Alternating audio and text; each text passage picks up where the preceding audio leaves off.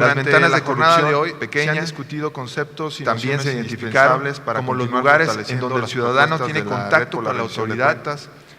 Agradecemos las valiosas contribuciones de los expositores nacionales e internacionales, quienes a pesar del difícil contexto de la ciudad de la Government Accountability Office, mencionaba el modelo que se generó en Pakistán, donde era identificar a la corrupción como seguimiento y donde se habían desafíos de los prácticas de éxito, no solo en cuanto a identificar estos en diversos países con democracias tratar de limitar la corrupción pequeña. Dividimos el ciudadano y el servidor público, sobre todo en diferentes secciones. Yo me voy a referir a la parte de conceptualización, alguna licencia o algún permiso del fenómeno de corrupción.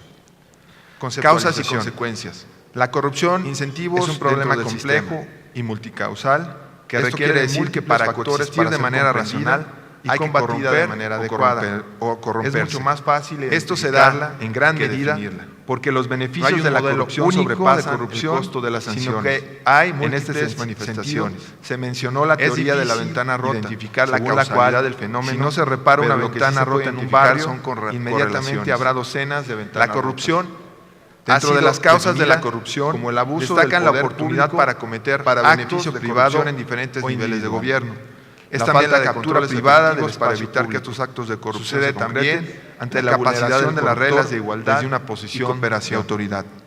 La corrupción, una de las consecuencias de la corrupción, ha sido la adopción de marcos normativos. En diversos contextos culturales, marcos normativos internacionales, identificar que debieran definir marcos generales de acción y de control. No es solamente, a pesar de existir, un problema de falta de ética, sino un problema de acción colectiva en México. Y no solamente los avances son intermitentes. Esta situación se convierte en un hay también una lectura errónea de las consecuencias de los actos de corrupción, cuando raramente se producen redes de actores. Estas no modifican los incentivos y de procedimientos suficientes en el sistema funcionan de manera propicia a los actos de corrupción. Esto vuelve por el contrario análisis. Las sanciones se generan de la conceptualización del fenómeno. Es fundamental entender la concepción de la corrupción, con lo cual desde la ciudadanía impide que se entienda y la corrupción, el origen está también en problema del ámbito cultural. Sin embargo, concretamente, en términos generales, se puede decir que la corrupción no se percibe solo como un problema de sobornos y a la procuración, sino como un problema de falta de desarrollo de la acción pública, de mecanismos normativos, lo que significa que hay una sensación de vulnerabilidad del ciudadano frente a mecanismos como la denuncia, o la impartición de justicia, e incipientes. Por otro lado, la corrupción afecta a la idea de igualdad como instrumento de legitimidad política. El favoritismo ha generado malas prácticas en los niveles de confianza y la credibilidad, distorsionando la relación entre el ciudadano y el gobierno como el mecanismo más eficiente de combate como áreas de riesgo y oportunidad. Sin embargo, el enfoque de rendición de cuentas debe de constituirse en una política pública que no se limite a una visión ex post. Los parlamentos abiertos, se mencionaba, el financiamiento de los partidos políticos, las ambulancias de bienes que busca sanar al herido del gobierno, como persecutoria de procesos de generación de infraestructura. Las grandes promesas de la rendición de ventanas de corrupción basadas en un mayor control político, también un mejor desempeño, como una mayor legitimidad del ciudadano tiene contacto con la autoridad poco probables, y si acaso ahí es donde se generan espacios, y si acaso sucedieran, requieren de una colega que pública lo ideal para que suceda es que estas se desarrollen desde las instituciones. Mencionaba el modelo que se generó en Pakistán, donde era también desde la exigencia de la ciudadanía, cierta seguimiento, que tomen en cuenta la dimensión preventiva exacta de la rendición de cuentas, pero sin olvidar el sistema de responsabilidades de quien rinde cuentas. Tratar de limitar sentido la corrupción pequeña, los sistemas de control interno que deben implementarse al interior de las instituciones públicas, así como los mecanismos de administración de regencia o algún permiso por parte del gobierno. Se mencionó también de la misma manera y consecuencias, el impacto de la corrupción dentro del sistema. Y se mencionaba, se hacía énfasis, esto quiere decir que para coexistir de manera racional hay que corromper o corromper. Es más costoso para el sector de la población. Esto se da en gran medida porque los beneficios de la corrupción sobrepasan el costo de las sanciones. Un costo directo en sectores tan valiosos. Se mencionó la teoría de la ventana rota, según la cual si no se repara una ventana rota en un barrio, inmediatamente habrá docenas de ventanas rotas. Dentro de las causas de la corrupción, destacan la oportunidad para cometer actos de corrupción en diferentes niveles de gobierno, la falta de controles efectivos para evitar que estos actos de corrupción se concreten, la capacidad del corruptor desde una posición de autoridad. Una de las consecuencias de la corrupción ha sido la adopción de marcos normativos. De marcos normativos internacionales, que debieran definir marcos generales de acción y de control, a pesar de existir los lineamientos que apuntan hacia mecanismos de prevención de la corrupción. En México, los avances son intermitentes e insuficientes. En este sentido, hay también una lectura errónea de las consecuencias de los actos de corrupción. Cuando raramente se producen sanciones, estas no modifican los incentivos suficientes en el sistema que propicia los actos de corrupción.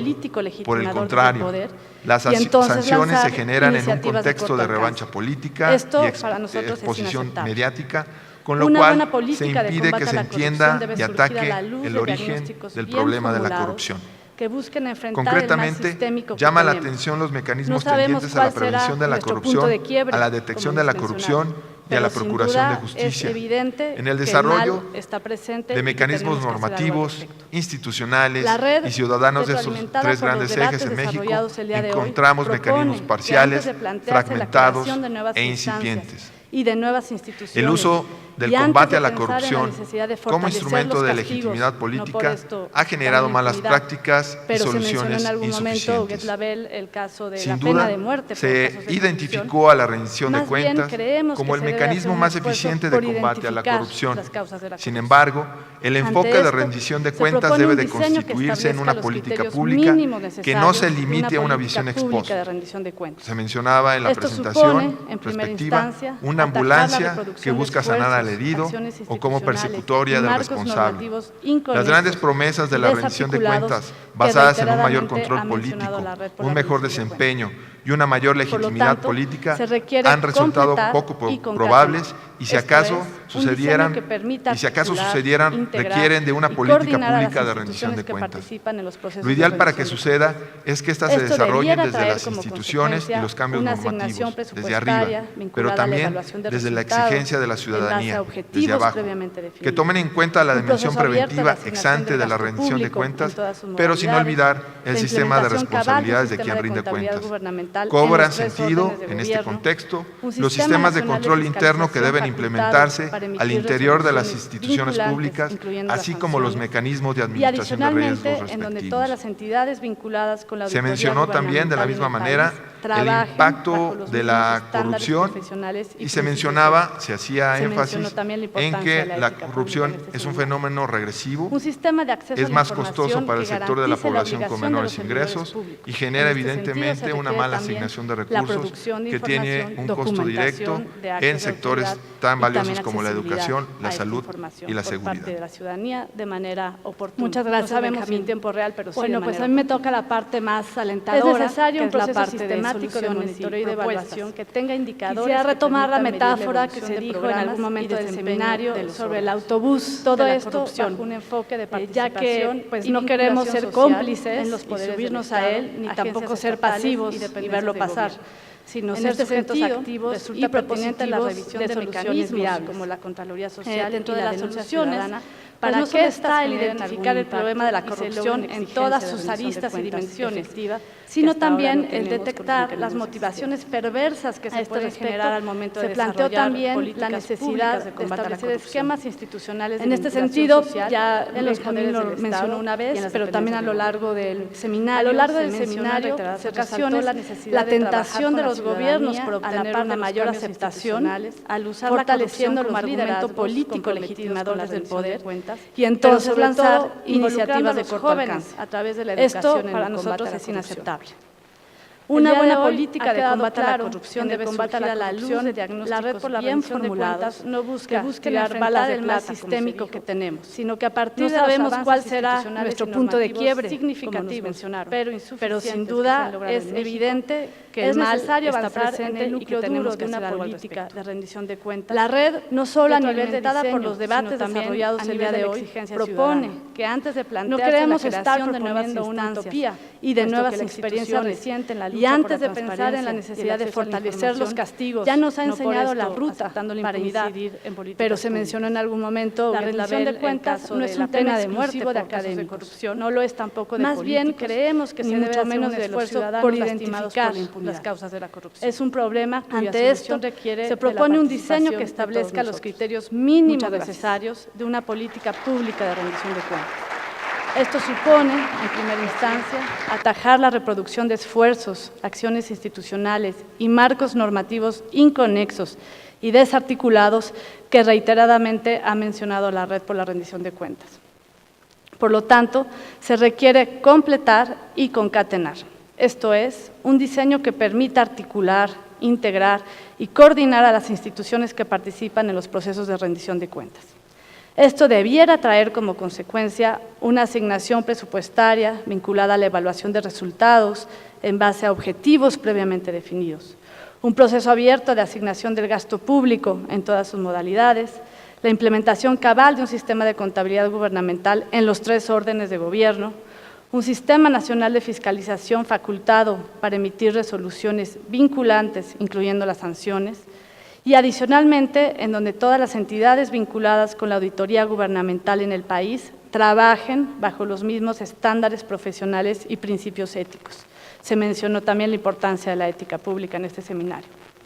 Un sistema de acceso a la información que garantice la obligación de los servidores públicos. En este sentido, se requiere también la producción de información, documentación de actos de autoridad y también accesibilidad a esta información por parte de la ciudadanía de manera oportuna. No sabemos si en tiempo real, pero sí de manera oportuna.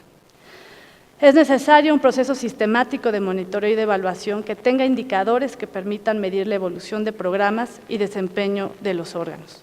Todo esto bajo un enfoque de participación y vinculación social en los poderes del Estado, agencias estatales y dependencias de gobierno. En este sentido, resulta pertinente la revisión de mecanismos como la Contraloría Social y la denuncia ciudadana para que éstas generen algún impacto y se logre una exigencia de rendición de cuentas efectiva que hasta ahora no tenemos con los mecanismos existentes. A este respecto, se planteó también la necesidad de establecer esquemas institucionales de vinculación social en los poderes del Estado y en las dependencias de gobierno.